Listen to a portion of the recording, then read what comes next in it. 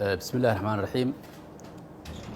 sida aad la socotaan caawa waxaa weerar gadarro ah lagu qaaday hoteelkii ay deganaayeen madaxweynayaashii hore hotel Maa'ida waxaana weerarkaas ku qaaday ciidamada madaxweynaha waqtigiisa uu dhamaaday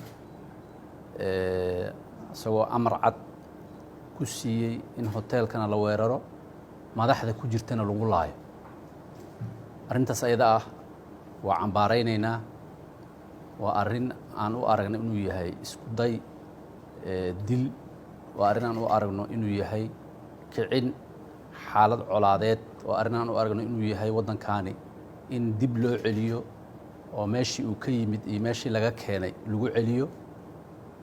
laakiin arrintaasi waxaan rajaynayaa inaysan madaxweyne Farmaajo madaxweynaha waqtigiisa uu dhamaaday isu suurageli doonin, shacabka Soomaaliyeed iyo dadka Soomaaliyeedna aysan marnaba ka aqbali doonin waddankaani sida uu asaga ka doonayo oo ah in dib loo celiyo oo dagaaladii sokeeye iyo burburkii iyo baabi'ii dib loogu celiyo, diktaatooriyad iyo caburin dib loogu celiyo, shacabka Soomaaliyeed iyo iraadadooda iyo rabitaankooda la jujuubo oo la caburiyo inaysan shacabka Soomaaliyeed ka aqbali doonin.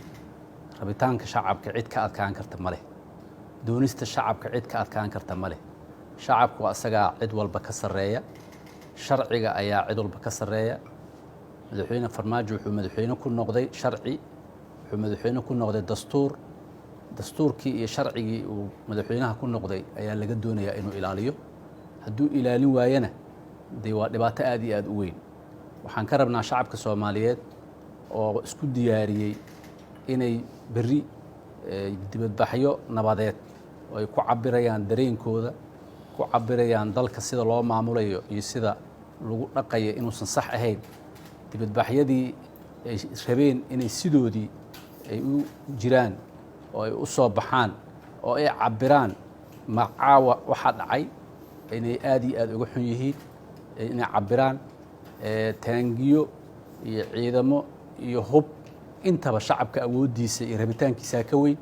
waxaan rabnaa shacabka Soomaaliyeed kana codsanaynaa inay berri dibadbaxyadii sidoodii u soo baxaan, dareenkoodii iyo maaragtay rabitaankooda inay cabiraan, inay ka xun yihiin kana dhiidhinayaan wixii dhacay caawa in ay muujiyaan ayaan rabnaa.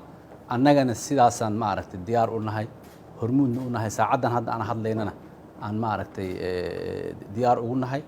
aad iyo aad u mahadsantihiin. saaxiibaday kale ayaa hadli doona. asalaamu calaykum waraxmatullahi wabarakaatu.